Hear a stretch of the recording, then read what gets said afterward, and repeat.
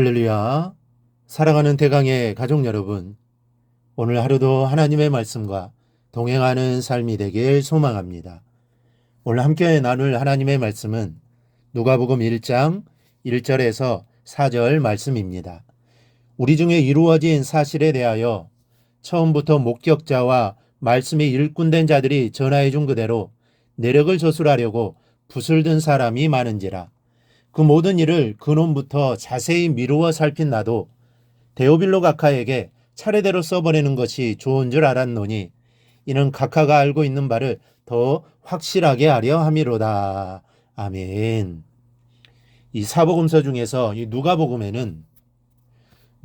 나타나는 인자 되시는 예수님의 생애와 사역, 그리고 십자가의 죽음과 부활에 관하여 이 다른 복음서보다 훨씬 풍부하게 보여주고 있습니다.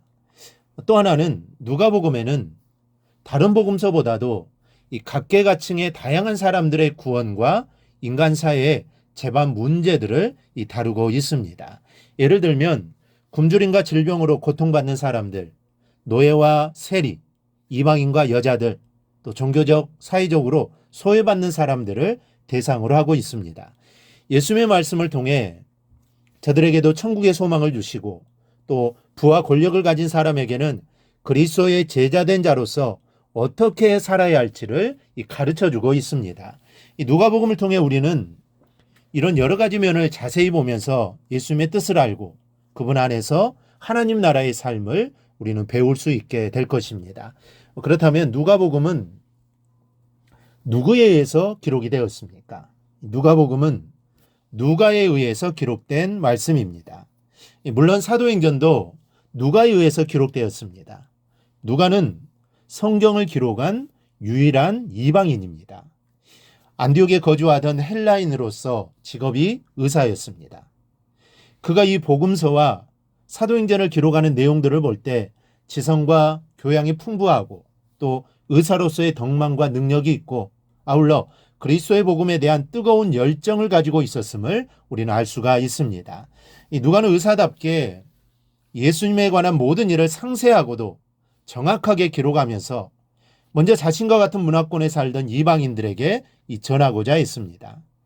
수신자가 데오빌로라고 되어 있는 것은 한 개인에게 보내진 것 같습니다. 그러나 이것은 당시 사람들이 자신의 책을 권위 있고 또 명성 있던 사람들에게 헌정하는 당시의 관례를 따른 것입니다. 이 데오빌로는 정확히 어떤 사람인지는 분명하지 않습니다. 그 이름의 뜻은 하나님을 사랑하는 자라는 뜻을 가지고 있습니다.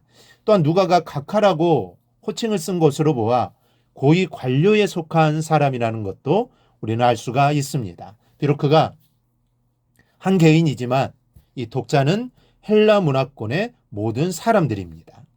이 당시 저술가들은 자신의 책을 명성 있는 사람들에게 헌정함으로써 자신의 책에 대해 더 높은 권위와 독자를 확보할 수 있었기 때문에 이러한 방법을 관례적으로 사용했던 것입니다. 그래서 높은 지위에 있는 사람에게 이 책을 헌정함으로써 이 책의 권위가 높아지고 그리고 많은 사람들이 이 책을 읽을 수 있도록 하기 위해 이런 방법을 사용한 것입니다.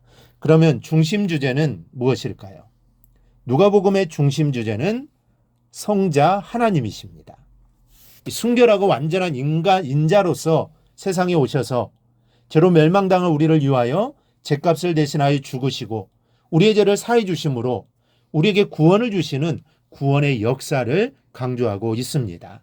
특별히 예수님을 유대인의 메시아가 아닌 온 인류의 메시아임을 강조합니다.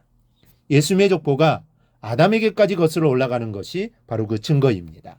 아담은 유대인의 조상이 아니라 온 인류의 이 조상이기 때문입니다. 그리고 소외된 자들의 구원자, 사회 문제에 관심이 많으신 인자, 기도하시는 예수님 등은 누가복음에서 더 많이 드러내고 강조하는 부분입니다. 여러분, 우리는 누가복음을 통해서 예수님에 대해 배울 수 있고 또 예수님의 말씀과 예수님의 정신 그리고 예수님의 관심과 삶의 모습을 배우면서 그분 안에서 변화되고 성숙되는 그런 은혜가 우리 안에 있기를 바랍니다. 주님의 말씀과 주님의 삶을 볼 때마다 우리는 자신의 부족함을 깨닫게 될 것입니다. 그리고 우리가 어떤 모습으로 살아야 할 것인지, 그리고 우리가 어떠한 교회를 세워가야 할 것인지를 우리는 알게 될 것입니다. 또한 우리가 그분의 은혜 안에서 살아가고 있음을 우리는 누가복음을 통해 새삼스럽게 느낄 수 있게 될 것입니다.